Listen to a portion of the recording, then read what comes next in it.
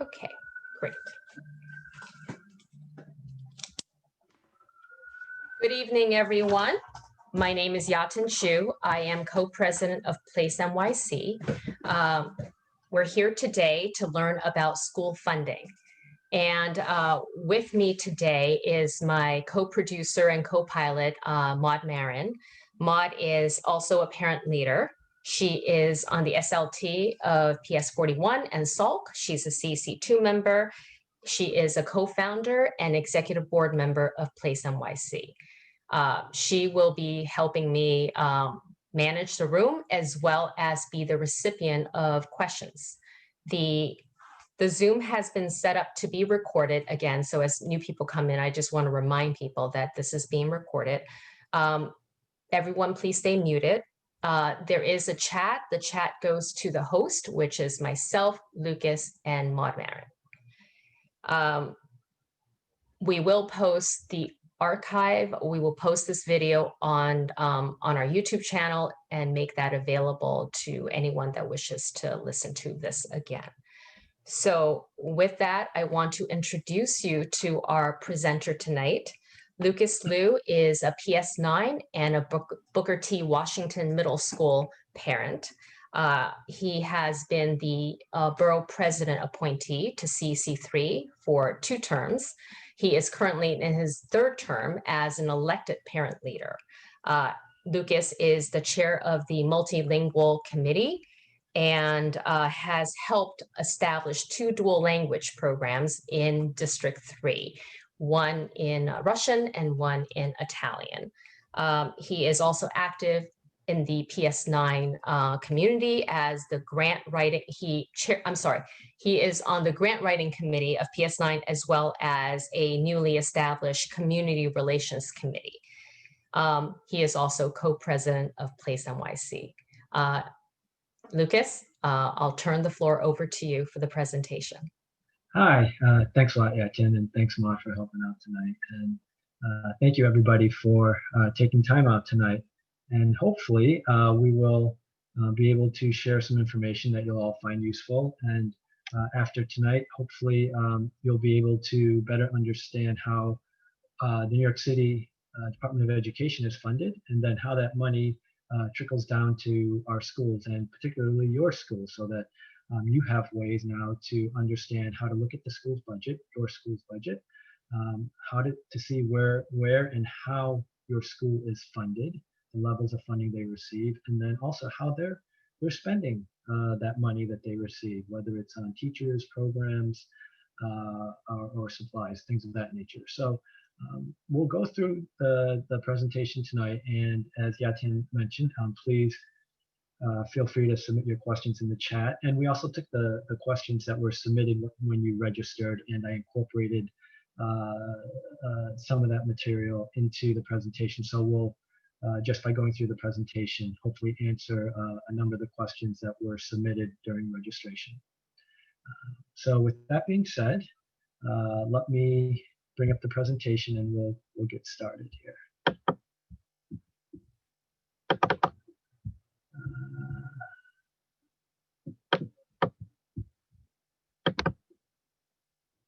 Okay, so tonight we're going to be talking about, as I said, understand how the New York City public schools are funded. I'm Lucas Liu, so we can go to the next slide.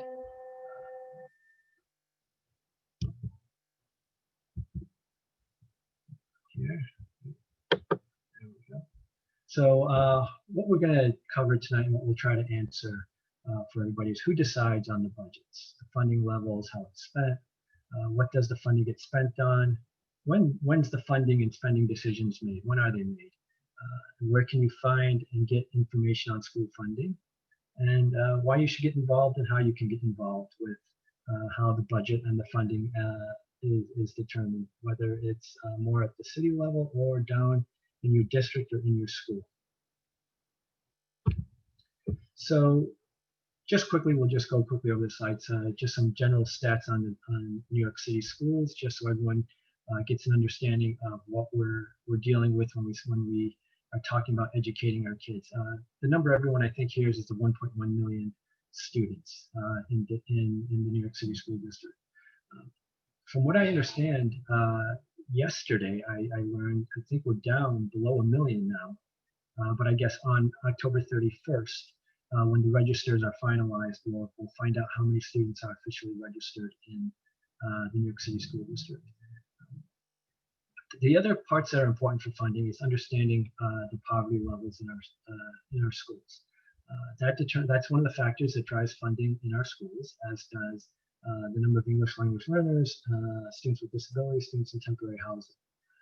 But what we're here to focus on, above all of that, is how is the budget spent? What is the $34.2 billion budget?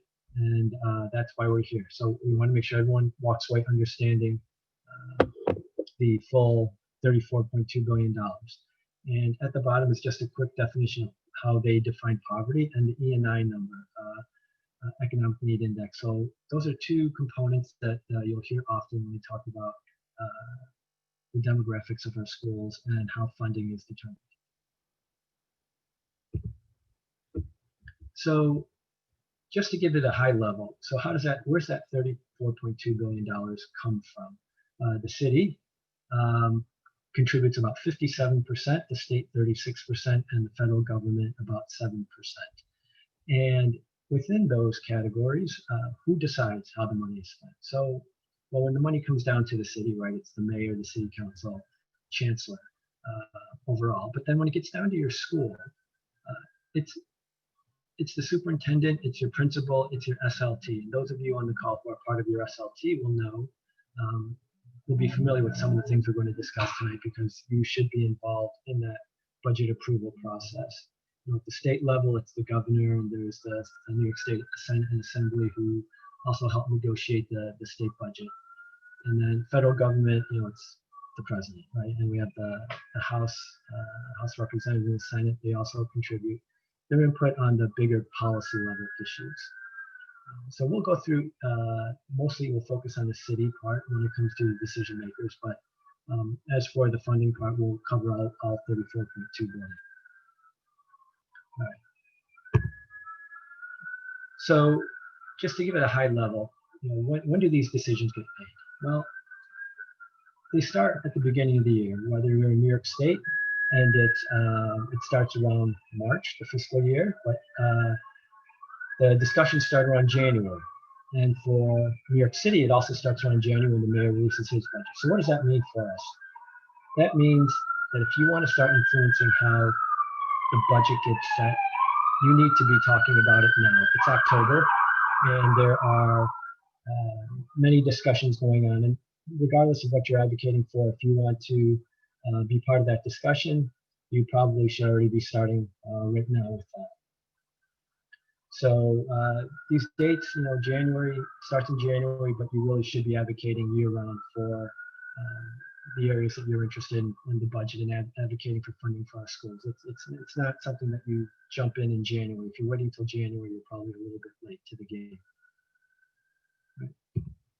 So the budget, what we're here to talk about tonight. $34.2 billion was what the 2021 school year budget was made out to be. However, what's important to understand is that not all $34.2 billion is available to go down to our schools. 6.7 billion of that is to pay for pension and debt. So pensions meaning the pensions that are paid to teachers, the administrators, all the folks who've worked in the DOE over the years and will eventually get paid out as part of their retirement. And debt service, right? The city borrows money to help build our schools, and the money borrowed has to be paid back, and that debt service gets allocated to the DOE. So that's $6.7 billion that is basically already eaten up before budget talks can even begin. So that leaves us really with $27.5 billion. And that's what actually goes down to the schools, the administration, DOE Central, so on and so forth. And you can see in the box where how that $27.5 billion breaks up. And it's roughly 50% from the city, about 42% coming down from the state, and about 8% coming from the federal government. And we'll go through each one of those amounts. The thing to know is how they break it up. And you can see there's personnel services and other than personnel services. Personnel is people. Other than personnel, it's supplies, materials, textbooks, library, books, equipment, transportation, the buses, things of that nature, maintenance, professional services, all those other types of things that go on to help support our schools. And you can see over the last 3-4 years, the budget has actually gone up, right, not down. So the schools have been getting more funding over the last 4 years. So just quickly, if you take a look at the major categories of spending for this year's budget, Gen Ed and school leadership, $7.4 billion. Special Ed, $4 billion. Fringe benefits, that's medical insurance, retirement, all those kinds of things for all the folks who work in the DOE. And you can see some of the other big items: charter schools, pre-K, universal pre-K, the mayor's, key initiative, part of his, one of the few things I think we can say that he's done well in getting set up in our schools. And pupil transportation, that's the busing. And I think, with all the news, right, the DOE is now acquiring a couple of bus companies to, I guess they want to run a bus service now, but it's focused on making sure our kids can get to school. And I think right now they're focused on making sure our special needs kids are able to get to school. But you can see it's a big number, $1.2 billion. So it's no small amount. And then the rest, and those categories add up to about 22.9 billion. And there's probably another 25 categories where another 4.66 billion get accounted for, and that totals up to the $27.5 billion. So just quickly, some terminology that everybody has probably heard or should be familiar with. And there's many more. These are just the ones that I think are key. School allocation memorandum. Those are the 50, I think there's been 51 so far this year. Some of them are just updates from the previous years, but these memorandums explain how the budget is spent and where it comes from and how it trickles down to our schools. In the materials, this will get circulated later. Online, this is all online on the DOE website and New York City website. These 51 allocation memorandums, and they will tell you in excruciating detail how the money is allocated to schools. For student funding, that's how New York City decides how much money goes down to each school. This is based on the number of students and the needs of the students. And this is unrestricted money. That means the principal has discretion over how to spend that money versus other types of funds like restricted funds like Title I funding. And we'll touch on that as well. Foundation aid is New York State's formula for funding all the school districts in New York State. And it's based on the cost of providing an adequate education, and then it factors in the regional cost differences and things of that nature. And this formula is actually considered to be fairly outdated for a number of reasons. The salary ranges, the pedagogy that it covers, things of that nature aren't as current as they should be. And actually, I think earlier this year and maybe towards the end of last year, they were holding town halls across the state to gain input on how to update this formula. I think much of that got put on hold because of COVID. And then the last, you can see here is federal funding, Title I funding. And this is the most, probably the one that most people are familiar with. The ones that the school receives Title I, II, and III funding, but Title I funding is the one I think everybody hears about. There's a Title I representative at all the schools, and this is basically to provide schools assistance with our low-income families and making sure their needs are being met. Okay, so we'll cover each of these in a little bit more detail. So for student funding, this is about $10.2 billion of that 27.5. So this is how this makes up the biggest piece of the schools funding for the most part. And what I've said earlier, the funding that goes down to our schools is It's based on the number of students. Everything is driven up for the first student funding by the number of students that a school has. It's not by the number of classrooms. It's not by the number of programs. It's not by the number of teachers. It's by the number of students. And then on top of that, it's the needs of each student. So there's two levels of student funding, student measures that come into play here: the number of students and the needs of the student. And that's how fair student funding is determined for the school. So when you hear, though, they say schools are only being funded at 90%. That's just this piece of the school's funding. It's not the other parts that we'll talk about. It's just the first student funding piece. And right now, the floor, the minimum that a school receives is 90%, but there are some schools, for various other reasons, they are receiving over 100% of their allocation. And if you want material to read about it more, at the bottom is a link. And again, this will be available afterwards for everybody, so no need to try to write this down or anything like that. Just keep in mind that first student funding is unrestricted, and that's the best kind of funding for the principal, because they can spend it on whatever they see is the best needs for their school, whether it's for a librarian, whether it's for an assistant principal, whether it's for to run a certain type of reading program or math program, science program, whatever it is. This money is spent by the principal at their discretion.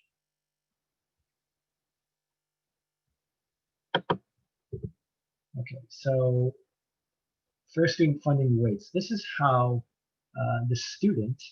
how much funding a student requires or receives based on the formula. So how much funding follows the student to the school. And the baseline is an elementary school student. Gen Ed elementary school student who has no other needs. So every student in every school, regardless of what school, what elementary school, where in the city they are, what district they're in, the school gets $4,137.85 for that student as a starting point. And then what the school does is as through all their assessments, through the surveys, through the forms we fill out, they add additional weights. So for example, in the first top left quadrant, the academic intervention, if a student is also in poverty, considered poverty, which is they are entitled to free or reduced lunch, or they receive some type of service from the HRA. I forget what they're called, the HRA. It's the city agency. And if they are, the school gets an additional 12% for that student. And if the student is in 4th through 12th grade, and they are below standard, depending if they're in elementary, middle, or high school, they get an additional 25 to 30% on top of that, and so on. So you can see that the way it's structured, that the more needs a student has, the more funding the school gets for that student. Special ed in the next quadrant to the right, you can see how much money, what additional weights a certain type of special ed program a student would get depending on their needs and depending on the types of services that you can see. And so you can see if they were single service, meaning less than 20% of their time requires special needs, that school gets an additional 56%. If it's a fully integrated co-teaching kindergarten student, the school gets an additional 200%. So that's the original $4,137 plus an additional, what is that, $8,274 for that student. So roughly $12,400 for that student.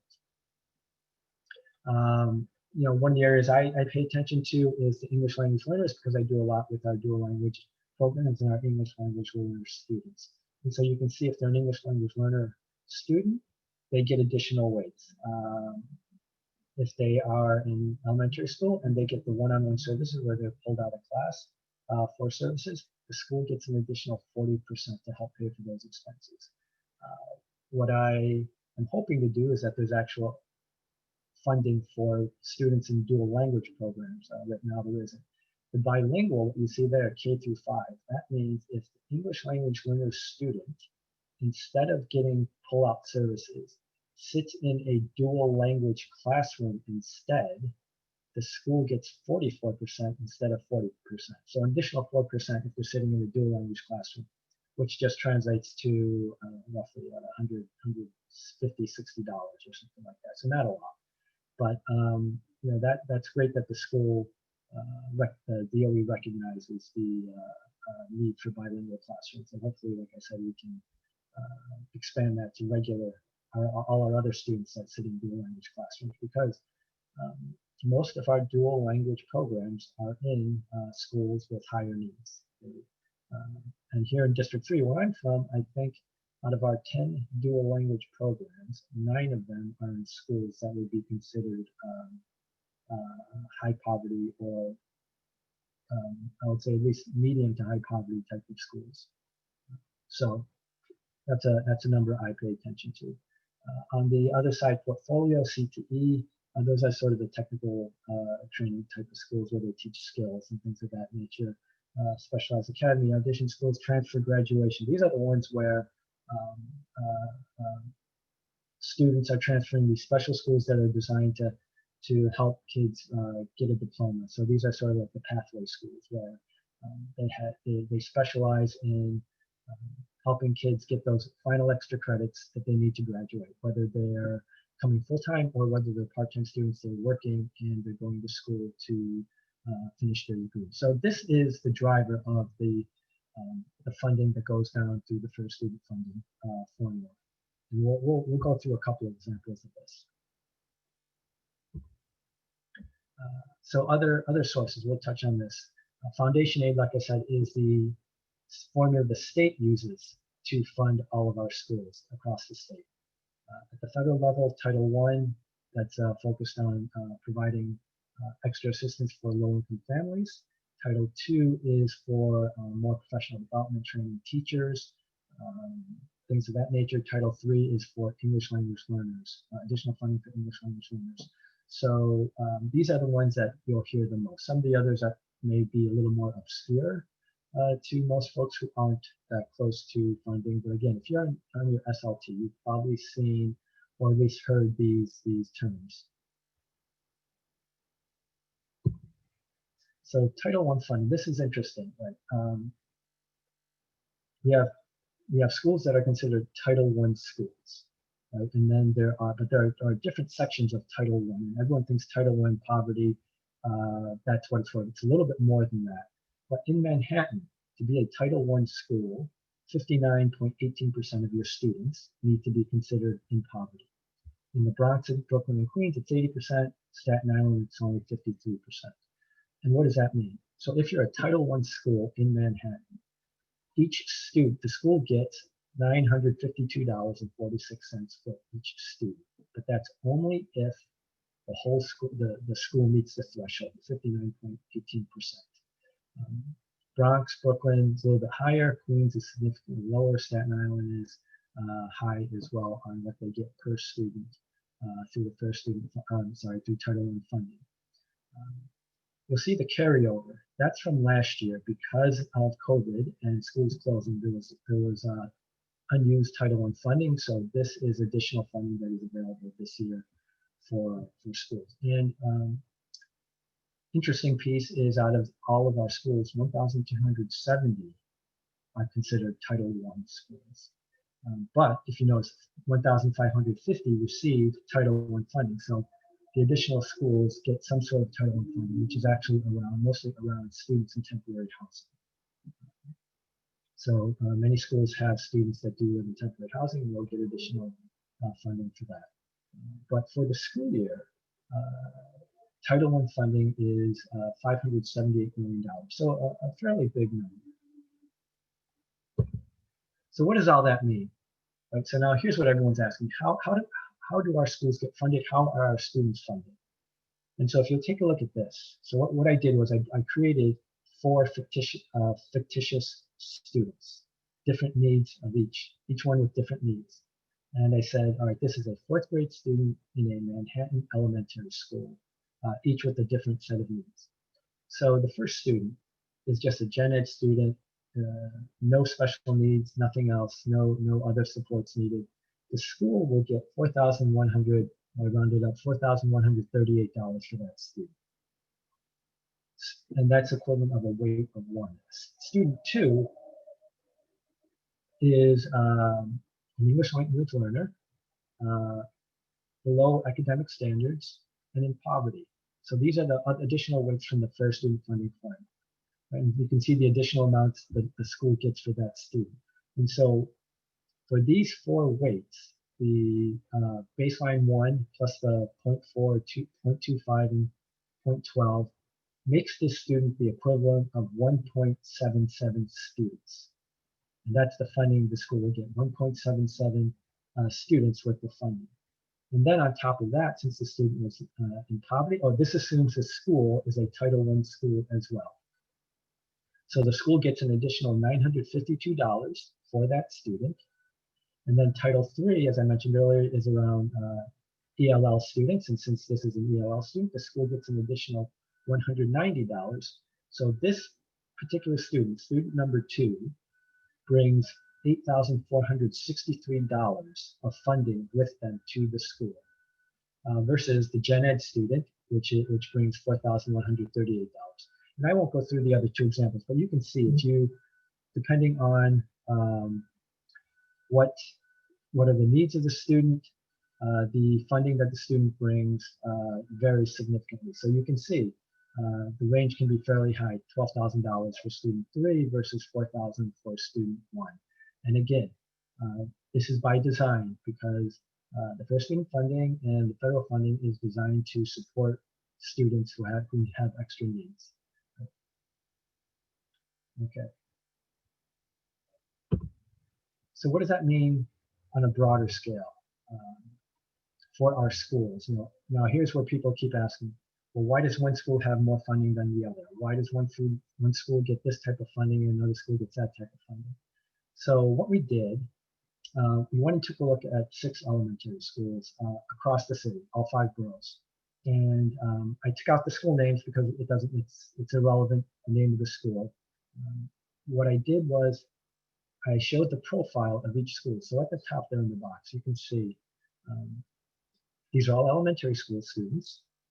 Elementary school number 1 has 22.6% students with disabilities, 60% ELs, and 92.6% students in poverty, meaning qualifying for free or reduced lunch. And so you can see what that translates to. Overall, $12,344 per student in the school. And on average, $7,729 of that is fair student funding monies from the city. And if you go and you look at the different profiles, so the school that receives the least amount of funding, school number 4, you can see it has 14.7% students with disabilities, 1.1% English language learners, and 8.6% in poverty. So a school that has fewer needs, and by design, that school receives less funding than a school that has high needs. So if you look at school number 6, high percentage of students with disabilities, high percent of EL students, and high percent in poverty. And that translates to $16,766 per student overall, and from the fair student funding formula, $10,263 per student. So by design, again, the schools with higher needs receive more funding than schools with lower needs, as it should be, right?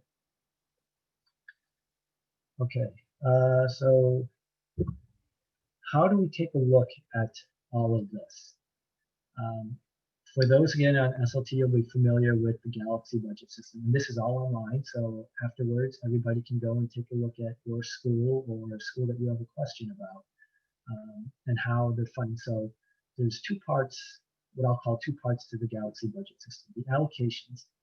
The allocations is about where the funding comes from. What are the different categories of funding the school receives? So, for example, in this one, the school here, they have a pre-K program. and they get $661,000 of funding for that pre-K program. I won't go through each one of these, but you can see it's a Title I school just by the number of categories and the amount of funding the school receives, and so on. And so what we can do, so I'll bring up, let's see if I can do that here. If I have it up, we can.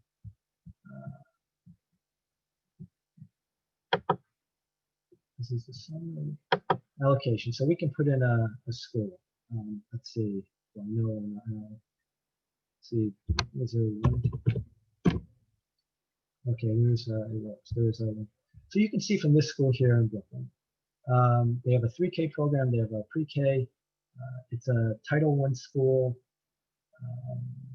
They are currently a magnet school, and they get additional funding for that. And supplemental, which is usually around class size reduction, and a bunch of various other, hardware, library book, software, textbook funding.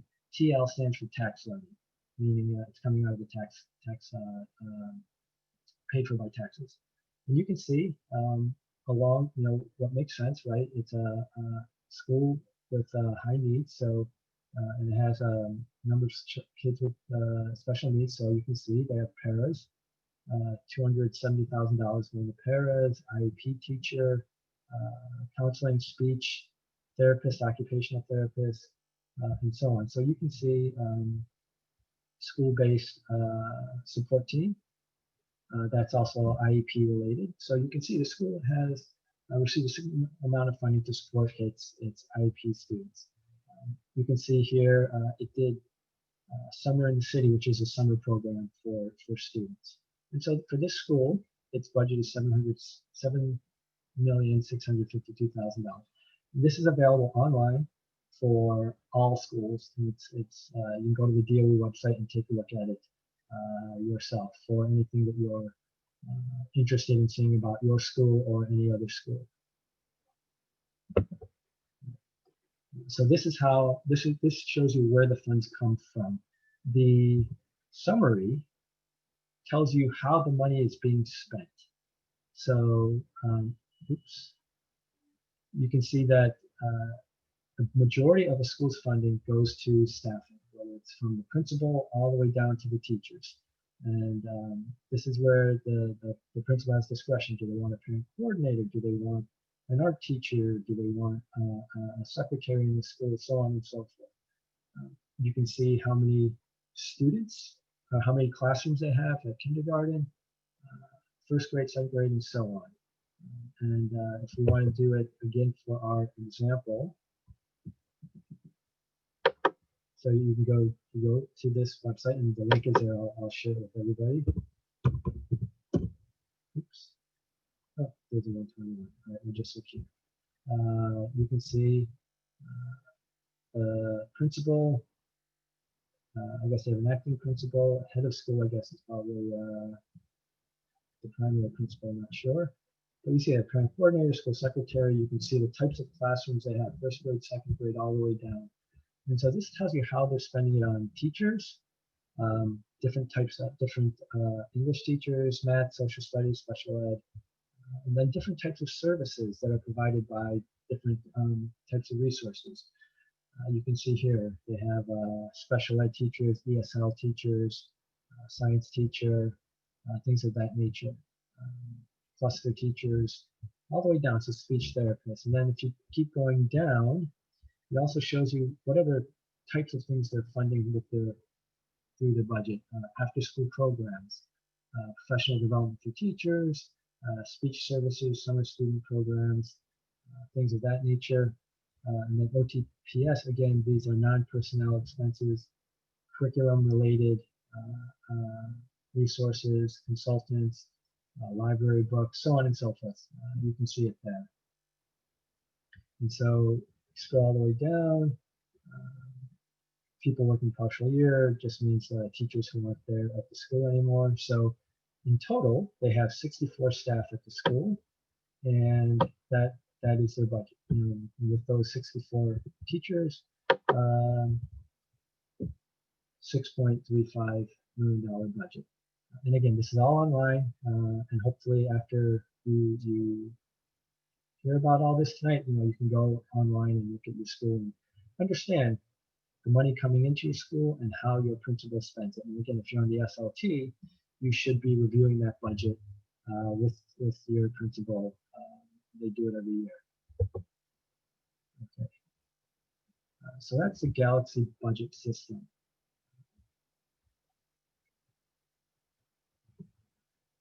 Fair student funding, and just to revisit this. So there is, again, on the school's website, you can drill down and see exactly what we were talking about earlier: the students, the weights, that each student. So how many of each type? How many are just simple gen ed students with no other needs? How many are students with special needs? How many English language learners? So the school could have 500 students, but with all the additional weights based on the additional needs of the students, that school could be receiving funding equivalent to 525 or 550 students. So it's important to keep in mind that the funding is actually designed to direct more funding to our schools that need more supports, our students that need more supports. And I'm not saying the funding and the formula and the percentages are correct, but they are designed to direct more funding to students in schools that have the extra needs. And so there's two parts to this. There's a sort of a high-level overview part to this, and then there's a more detailed one. In this example, there's 351 students on the register, but after going through the whole Fair Student Funding formula, the school receives the funding for the equivalent of 533 students, driven by this. This is the example I pulled here as a school that has a number of needs, students that have additional needs. But as I said, not all schools get 100%. Many schools get less. So this school is getting 94.62% of what it should be getting from the Fair Student Funding formula. And you can see through here how that's all factored in and how the final number is determined. So that being said, happy to take questions. I kind of wanted to allocate more time to questions than me talking too much. And we did, like I said, try to answer many of the questions that came in during registration. I know that I didn't hit on all of them, but if you have a question, please feel free to put it in the chat. Okay, so what I'll do here, this is pretty much most part of the Fair Student Funding and how our schools are funded. What I wanted to also cover just quickly. So some of the other sources of funding from our schools. And, there are schools that do significant PTA funding, right? So and those funds can be used by PTA and by the school to provide additional resources for the school. Reso funding, that's funding that comes from your elected officials, whether it's a city council member, whether it's a borough president, or whether you do participatory budgeting, which isn't happening this year or last year because of COVID. And then grants, private grants. As I mentioned earlier, I help write grants for my kids' school, and with some success. So it's always nice to be able to get that extra funding for specific programs, to support a science module or a health and wellness module or something like that. So you should also always be on the lookout. And many of these grants are actually very easy to fill out. It does not take somebody who has written grants before. I've never written a grant before until I started doing it for my kids' school. And for the most part, it's relatively straightforward. It's just asking very specific questions that sometimes you need to go to the principal or teacher and work with them to fill it out. and answer questions. So it's actually not too difficult. And I would encourage people who are active in their school and want to help do fundraising. Look at grants that come by, and don't be intimidated by trying to write a grant for your school. Obviously work with the principal and get the principal buy-in, but go for it. I've had some success with this, and so be able to bring additional funding for programs to my kids' school. Okay, so.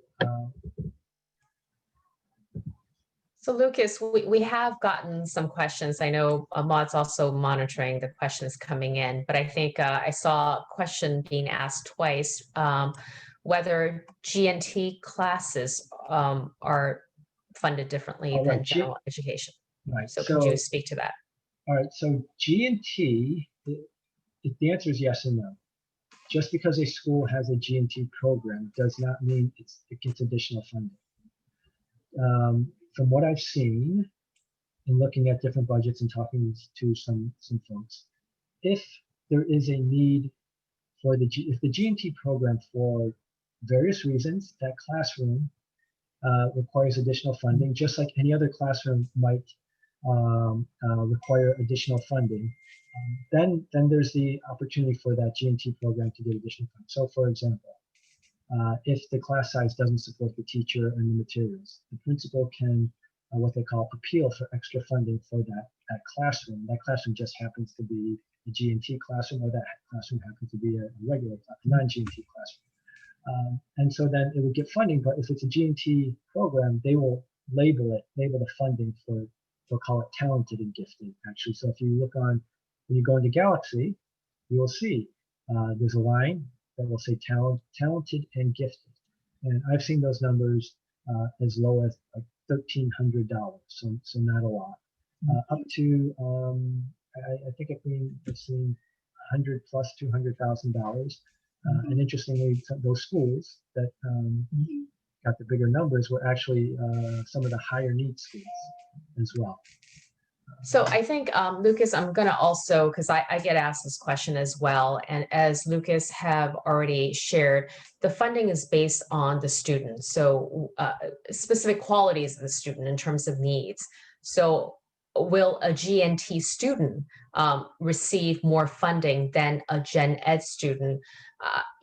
We're not distinguishing it by that characteristic. I think the only thing you could possibly use to distinguish that may be the academic achievement factor in terms of weights. Right. So no. So the answer to that is no. Just because a student is in a G&T program, the student. So if we're talking about G&T programs, a student in a G&T program does not get extra funding.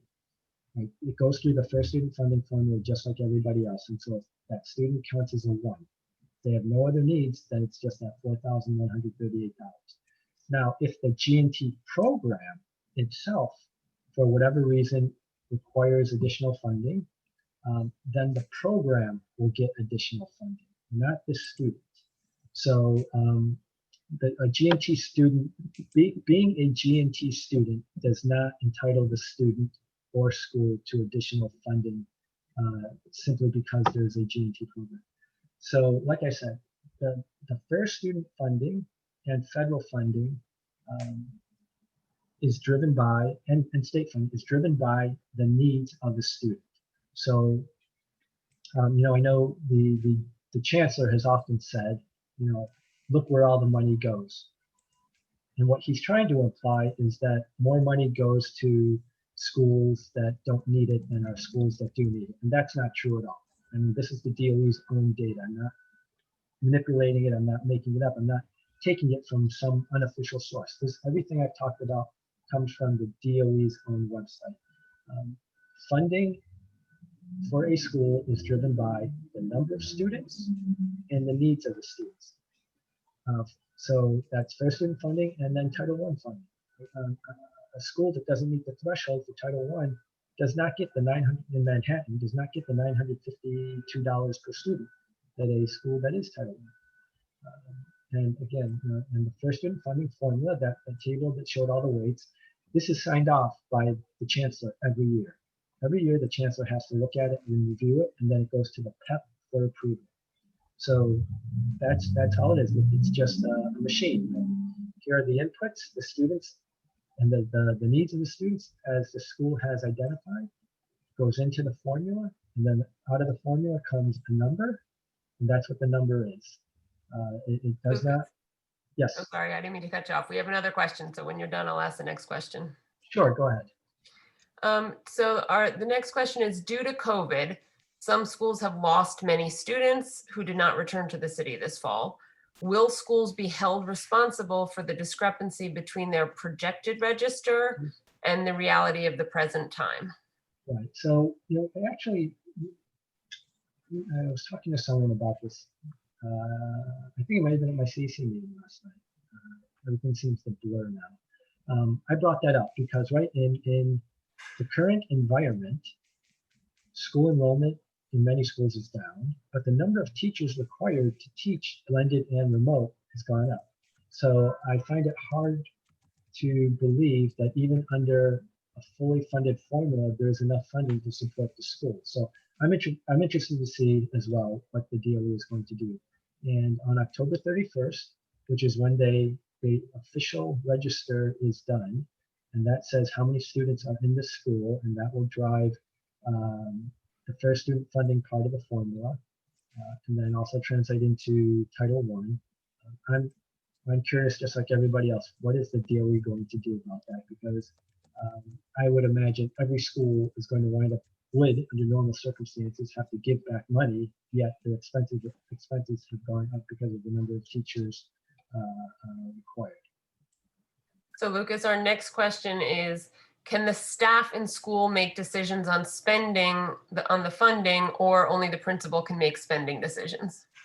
Well, you would hope the principal sort of talks to the teachers and of course the SLT, right? If you're on SLT, you should be seeing the budget and giving input to the CEP, right? And that CEP should drive, also influence the budget for the school and where the monies are allocated for that.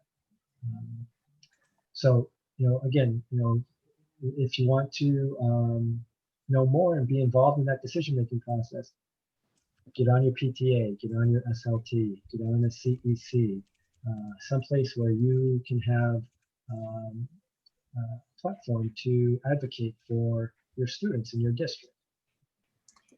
And I'll chime in, Lucas, if I may, that SLTs are supposed to be collaborative bodies, and they're supposed to be consensus bodies. So it's not like the principal is supposed to have a veto power, although the principal is in charge of the school ultimately, but the parents, the teachers, the union representatives, and the principal are supposed to be collaborating together on the SLTs.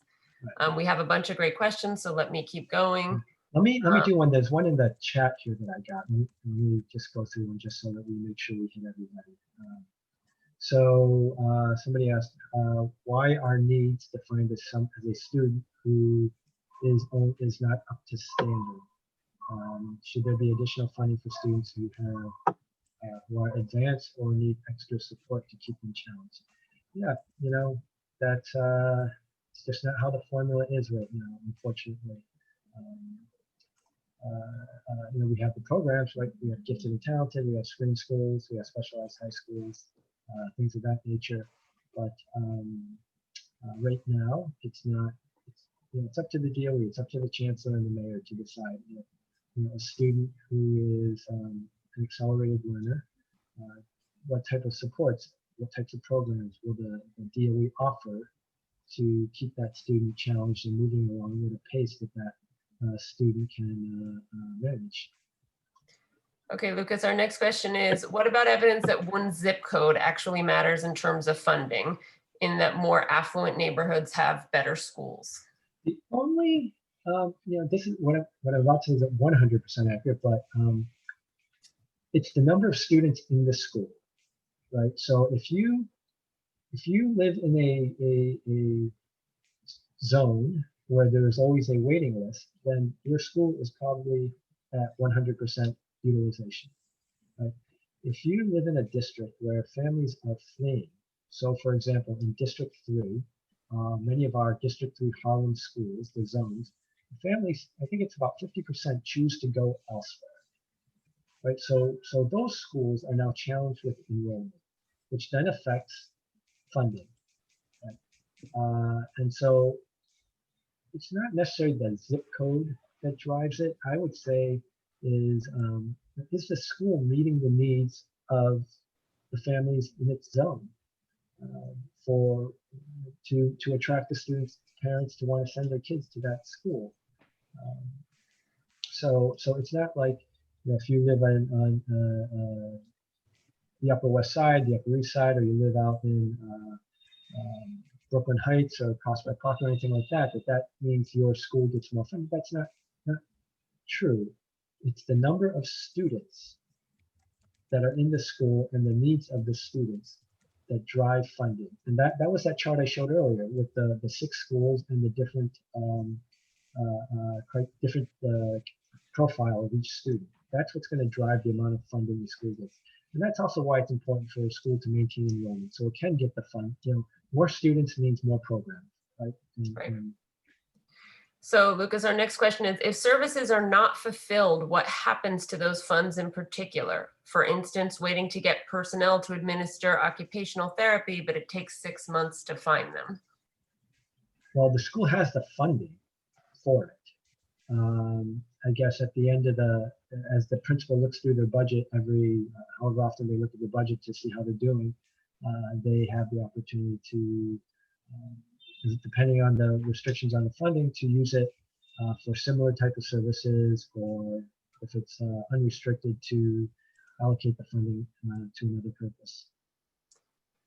Okay, our next question is, other than spending restrictions listed, are there restrictions on how a PTA can raise funds, or just a primer on how that funding mechanism works? Right, so PTA funding, there's a lot of flexibility in it. There's also restrictions, and I don't remember the chancellor's regulation that applies to PTA fundraising. But the good thing about PTA fundraising, right, and what you won't see in Galaxy, so what you will see in Galaxy is that sometimes the PTAs give the money to the school, and then the school pays for whatever that money was to be directed for, whether it's extra supplies or musical instruments or a school trip, whatever it is. But if the PTA is spending the money on its own for something, that won't show up in Galaxy. But still, there is restrictions on the types of fundraising a PTA can do and can't do. And I'm sorry, I don't know if there's a chancellor's regulation. 8660 is the chancellor's reg, I think, on PTAs.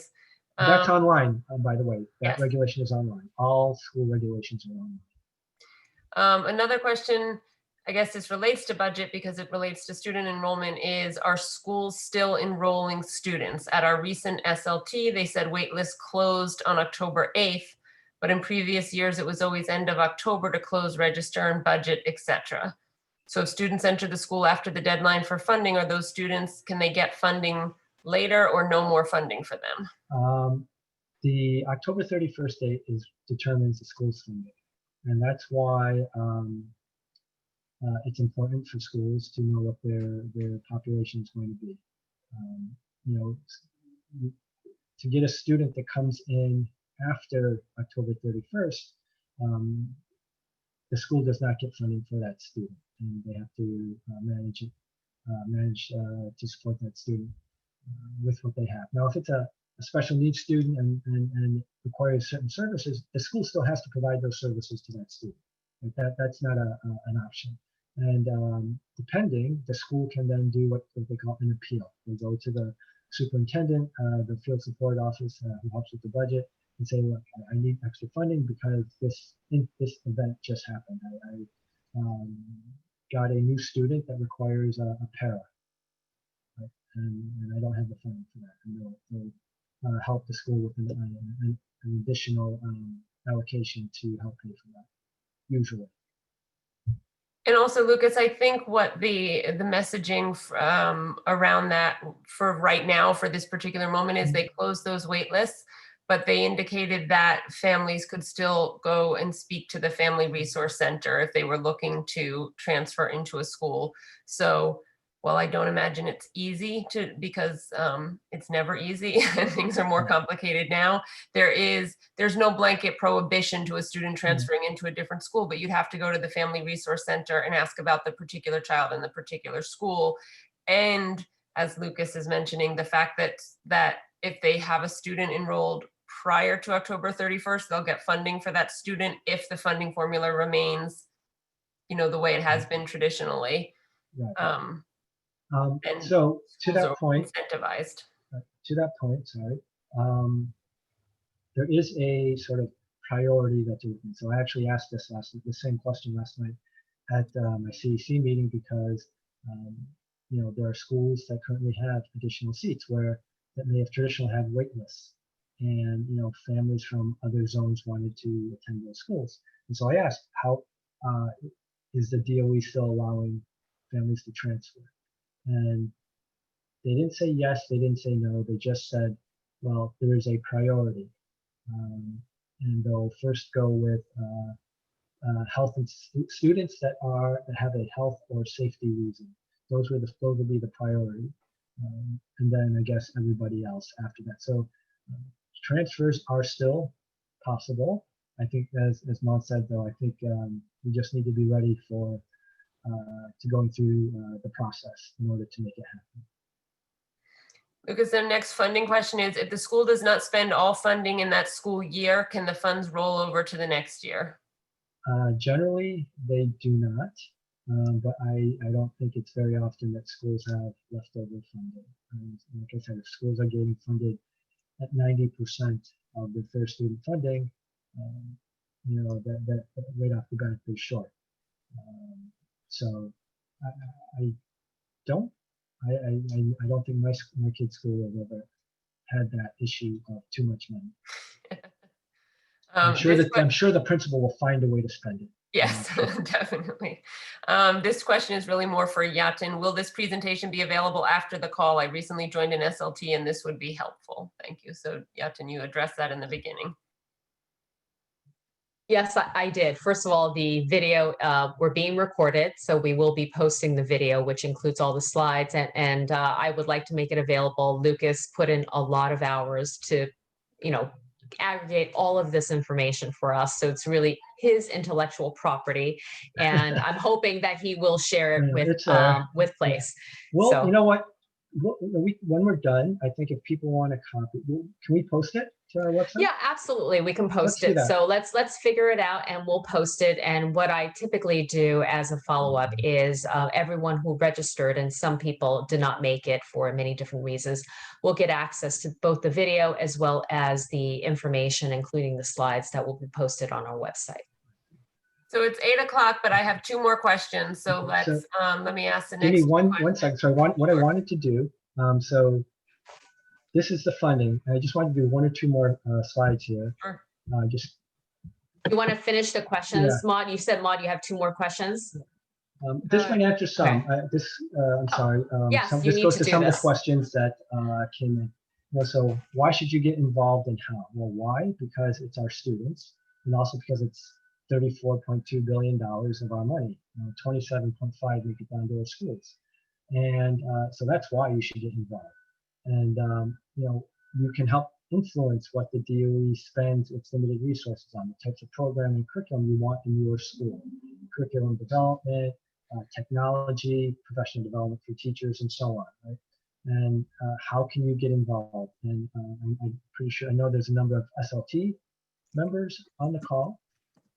PTA, go to the city, talk to your city council members, go to the education committee hearings, join an advocacy organization that advocates for whatever cause you want to advocate for, and get involved, do something. At this point, I think it's even more important for us to do something than to wait and see what happens. And, what I think, show up, right? Show up, whether it's, there's our rally tomorrow to save gifted and talented in Shazette, or show up by, when there's a letter writing campaign on something, you send in that email to the chancellor or whoever, whether it's coming to a CEC meeting. Go to your CEC meeting and hold them accountable, hold your CEC members accountable for representing your interests. That's the purpose of the CEC. Join your PTA, the SLT, be a class parent, right? Show up and do something, right? If you really want to try to influence what is happening in your school. So Lucas, of the next two questions we have, one is general and one is very specific. So the general question is, how does a school get funding for students who enter their school after October 31st? If a student transfers from a charter school to a district school after October 31st, does the charter school keep that funding? I've heard two different parts to that. One is I think it was every month when they look at the enrollment, they'll see if that student is still at that school, and if not, the funding stops. But when the student comes to a new school, the student does not bring the funding with them. So, and there's anecdotal, evidence about charter schools kicking kids out after October 31st, right? And so that the public schools now have to absorb that student that the charter school has determined is too difficult for them to educate. So that's what I hear. I've asked several times and I've gotten different answers. So that's what I know. If you know somebody who knows an answer, I would be happy to hear what you hear as well. The very specific question, Lucas, is there are 16 high schools which enroll from 2,000 students like Harry Truman to 5,838 students like a Brooklyn Tech. These are all huge high schools, but the fair student funding for all of them ranges from 90.09% to 90.64%. Why? These are not Title I, nor are they specialized high schools. Right, and some of them actually— Or are they all, rather? Right, and there's actually some schools that get more than 100%. And my understanding is because prior to the formula, these schools were getting a certain level of funding.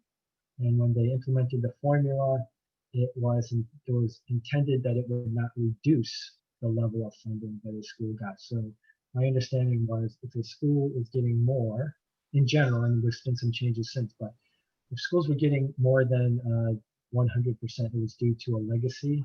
I won't call it an issue, but it was just a legacy item. But right now, there are schools, since this formula has been put in place, that are getting more than 100% because of certain extra needs that the school requires. But right now, the floor is 90%. The ceiling, I guess, is probably, I don't even know what the highest percent that the school is getting funded, but there are schools that are getting more than 100%. Okay, our final comment in the chat is thanks for this helpful workshop and hope to have more workshops in the near future. Thank you again. So I think that tells us that this has been helpful to at least some folks.